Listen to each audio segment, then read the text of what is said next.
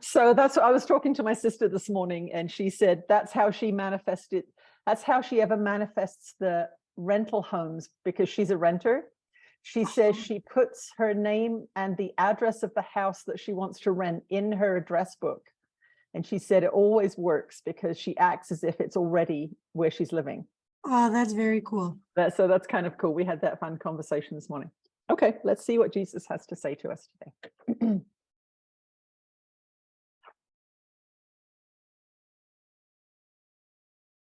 You are blessed beings indeed. I am that one that you know as Jesus. This is a very, very fun idea. This idea of putting out into the universe what you would consciously like to experience.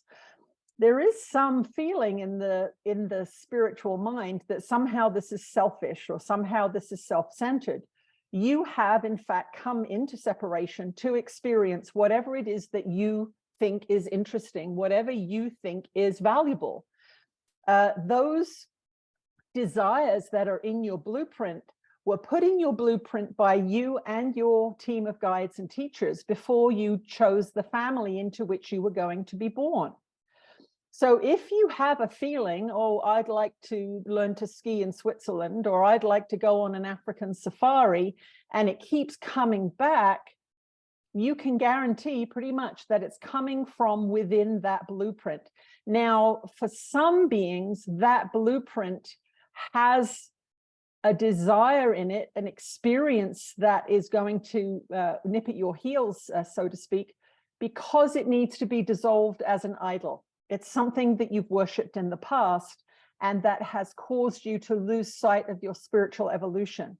So if, for example, in another incarnation, you were obsessed with money and riches, and it took you on a path that was less than loving, in your pre-birth arrangements, you may decide that you are going to get money again in this incarnation, and your assignment is not to let it distract you from your spiritual practice, not to have it make you less loving, not to have it corrupt you in that sense. So you may come into this world with ambition to make money, and from a spiritual point of view, a traditional spiritual point of view, you might look at that and say that is materialistic and not spiritual at all. But from your blueprint's point of view, it's something that you need to experience again and have another kick at the can so that you can try again to, but manage it better this time. So this is one of the reasons why it's so important not to judge what other people are doing.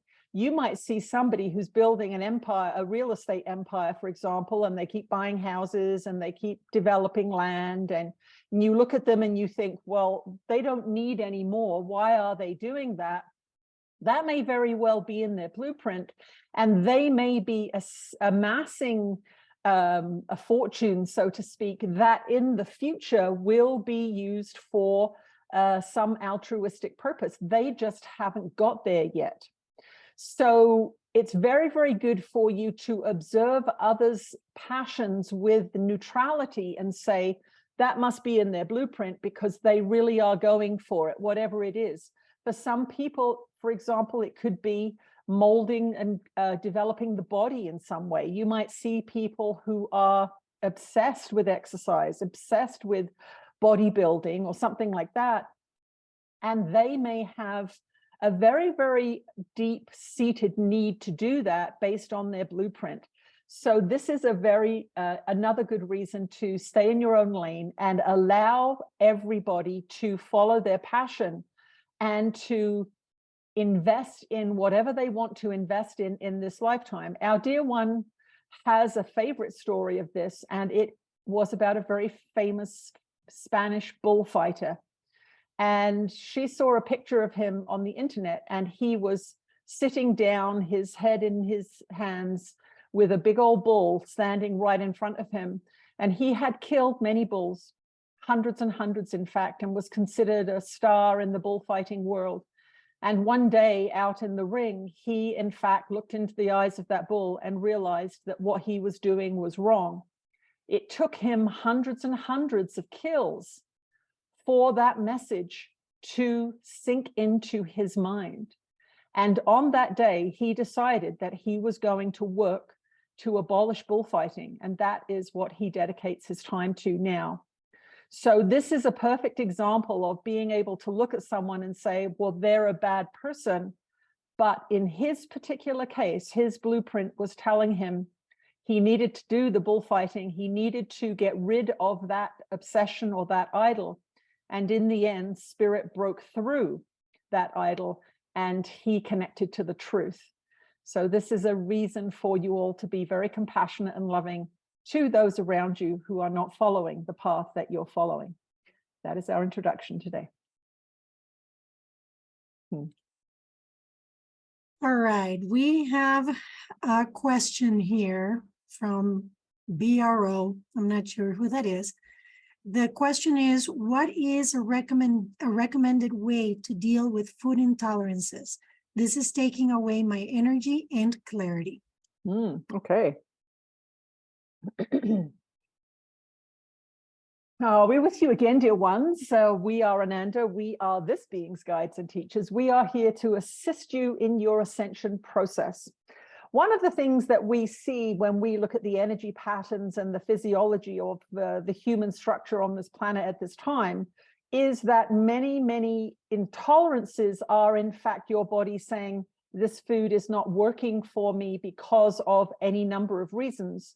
It could be that there are too many antibiotics in it. It could be that there are too many pesticides in it. It could be that you're having a large quantity of something that you should only be having a small quantity of, but because of cultural conditioning, you see this as a normal food. We will give you bread as a perfect example of this.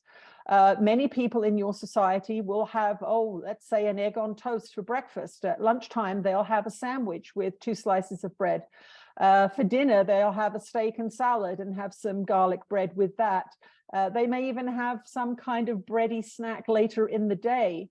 Now, that may not be considered a weird diet, but that is about 10 times more bread than you should be having ever. It should be, we would say, a once weekly treat for you to have a slice of bread. It is not good for the human body.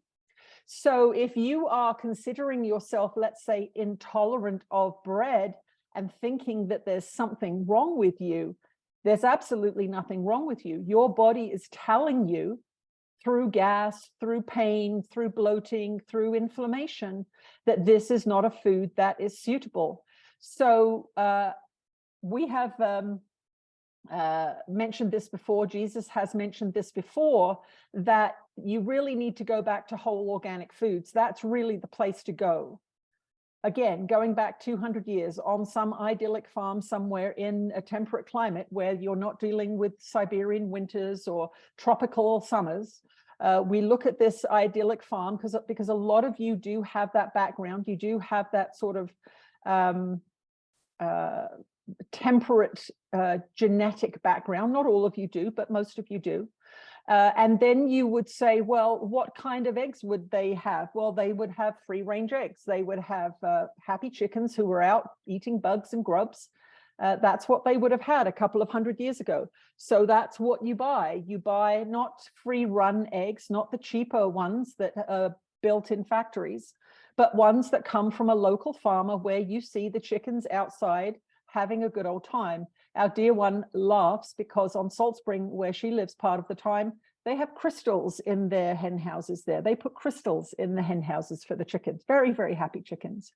And what would the dairy look like? Well, the dairy would be unpasteurized. It would be raw. It would be exceedingly fresh, as in you drink a glass of milk that was 10 minutes out of the cow.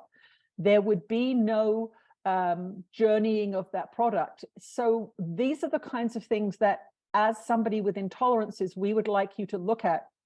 Any preserved food in your cupboard that does not go rotten, you should not eat. It's not alive. It's not whole. Humans need living foods. They need wholesome foods that are in their original form. If you're having intolerances, now some beings are much more resilient and they can tolerate these things more and more, but over time, If you're eating Ritz crackers with your meal every single day for 10 years, you might find that your knees are starting to hurt, and you will not associate it with the fact that you've been eating that processed carbohydrate for a decade. So for any of you that are having food issues, that's the first thing to do. Now, if you have already done that, if you are eating unprocessed whole foods, the next thing you want to do is you want to go to only locally produced foods. So some beings may go to their store and think, well, I'm eating healthily because I'm picking up a bag of limes and a bag of mangoes and a pineapple and some carrots and some potatoes. But if you're living in a northern climate, those fruits have traveled for a very, very long time in questionable conditions, and you are not meant to be eating those if you're living in a cold climate. The body is not acclimatized to that. So this would be the second tier of clarification of your diet, starting with whole foods, seeing organic whole foods to the best of your ability, then going to locally produced organic whole foods, because you are not actually meant to be having large quantities of fruits and juices all the time. That is not how your body is designed.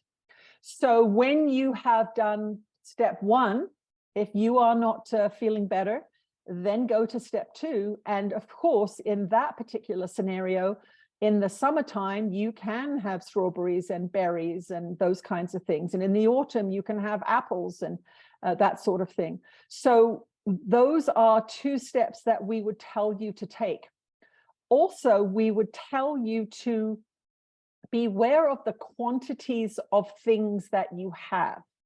So for example, when you are in a whole foods, locally produced kind of scenario, if you've had to resort to that, you would not be eating almonds all the time.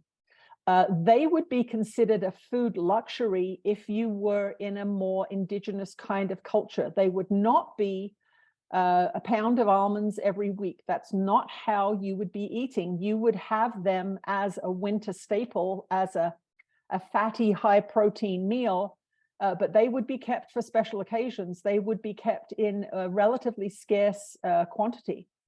So that would be the third thing that we would suggest you do. Look at the quantities of the quote unquote healthy foods that you are eating.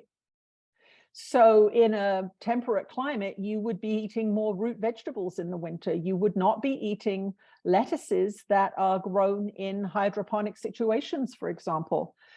And that is the difficulty with the diets that you have now. You have these grocery stores that have thousands and thousands of products. And because everybody around you is eating them and you see commercials for them, you think it's natural.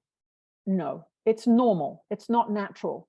Go back to simplicity. Go back to that 200-year-old farm and think about what they would be having.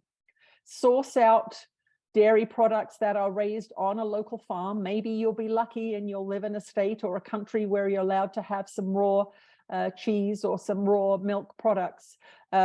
Pasteurization literally kills the enzymes that are in milk. The claim for pasteurizing milk is that it stops people getting any kind of infection. But what we want you to know is that's not really the motivation for it. There are beings who have gone onto whole dairy diets when they have had severe things like colitis and IBS and these terrible, terribly distressing gastrointestinal problems. And going on a raw dairy diet has cured them. The enzymes within the milk has cured them. There are, of course, shows about this on YouTube and that kind of thing. But we say to you, make it much more simple. Watch the quantities of exotic and expensive foods that you're having. And if you are really having a hard time, eat locally and seasonally and organic. That is our answer. Bam. All right. But what about the grapes? What if you want the grapes? You know how that goes. All right. The next question, there is some background to it, but the question is, the Vax passport passed by who and Biden? Did it pass already? No, they're talking about it. Okay. So anyway. Well, you do have to have a Vax pass to come into the United States by plane. Yes. So that is true in terms of flying into the United States. But that has been for a while. So this who one has not been implemented. Not as far as I know, no. This is Linda Schwartz asking, she says, how can we block besides non-compliance? In Mexico and politics with visa is illegal for me. I don't know what that means. In Mexico and politics with visa is illegal with me. I don't know what she means, but basically, how can it be blocked besides non-compliance? And you know, basically the background is she says that she's tried not to live in fear, but the bottom line is that she is concerned about shedding and the effects of shedding and so on and so forth. So that's basically where she's coming from. And as it relates to travel, though?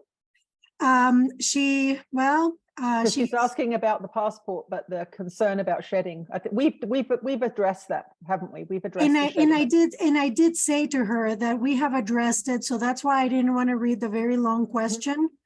But basically, that's her background. She is concerned. So what about now the Vax passport? Okay.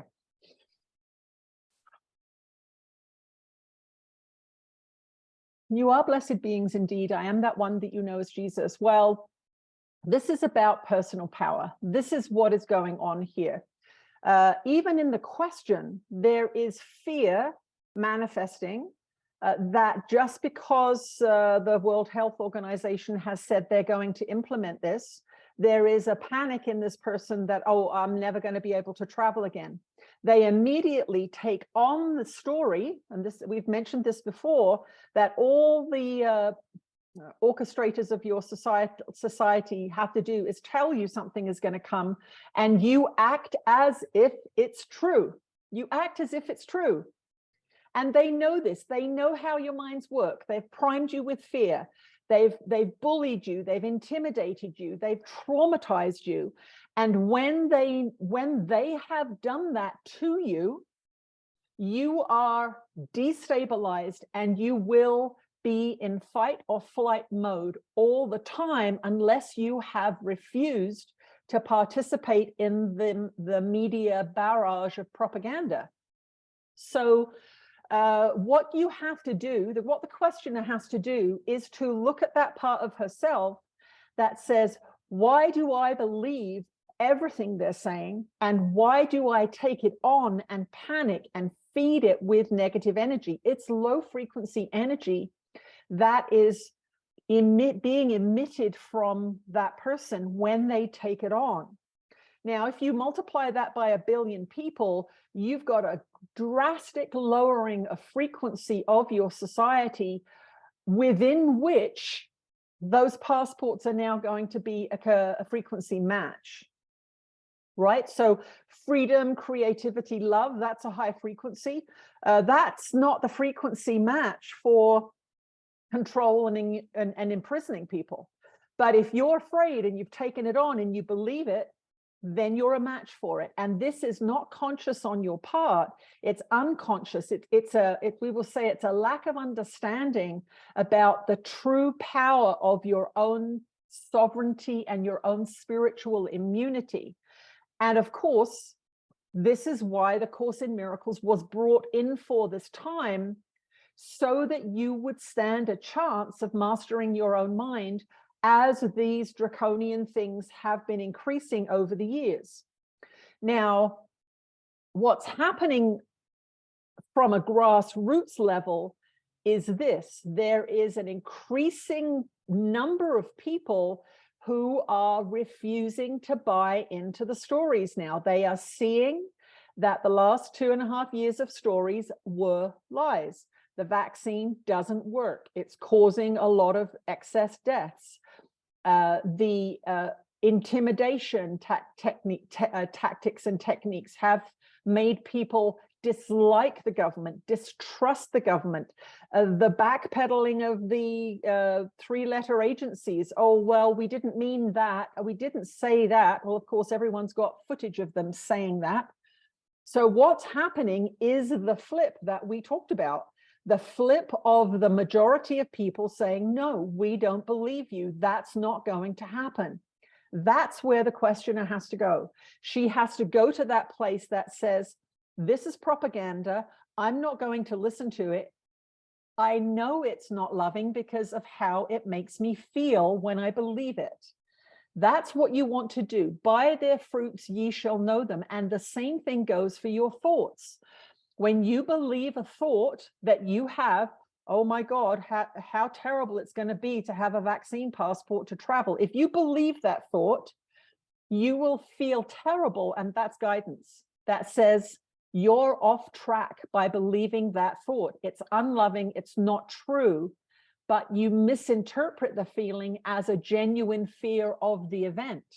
So you're misinterpreting your guidance system, which is saying you're off track. You need to look at this a different way. What's the different way? Well, they can say whatever they want. It doesn't mean that it's going to be true. Now, you can see that through cooperation and coercion and propaganda, that they have accomplished a lot in the last couple of years to remove your rights and freedoms and privileges. And that is what's informing the fear that you're feeling, is the fact that they did pull off a scam, that they did pull off a global coup, and they were able to override your civil rights and those constitutional rights that many countries have. But the tide is changing, and you want to make sure that you're on the correct side of the tide so that you're helping.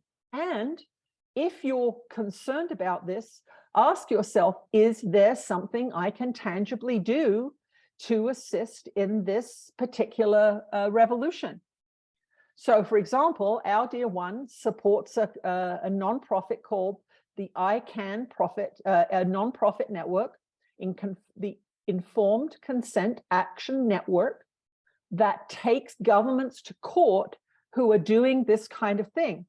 She'll send them $100 here or $50 there whenever she gets the feeling to do it, because she sees that they are fighting for your rights. They are fighting for freedom and personal sovereignty as it comes to health. And she says, well, she sees that the work she's doing here, channeling, is helping people master their minds. And so that's the fundamental thing that she believes she's doing to assist in this situation. The more she channels and the more you hear this information, the more likely you are to say no, the more likely you are to get together with like-minded people and say, what can we do to influence our local government, for example? Because this is where this trickle-down effect is happening. It was in the schools, for example, but it was the individual school boards that were masking and pushing for vaccination of children and restriction of children's breathing and sending children home. So these are the places where you can say to yourself, am I willing to do anything? If I'm broke, I'll send $10 to a particular institution, or I will send support to a politician who is standing up and saying something. Do something. Do not sit there wringing your hands saying you're powerless. That is the point of their intimidation and propaganda. They want you to feel powerless. They want to be dictators. And if you act that way, you are giving them what they want. And this is spiritual warfare, because they are using spiritual and psychological techniques to get you to choose what they want you to choose, which is, I'm powerless, I can't do anything, I'm scared. That's what they want, and that's where they've got you. So you have to look at, what are you believing? What are you watching? Who are you supporting?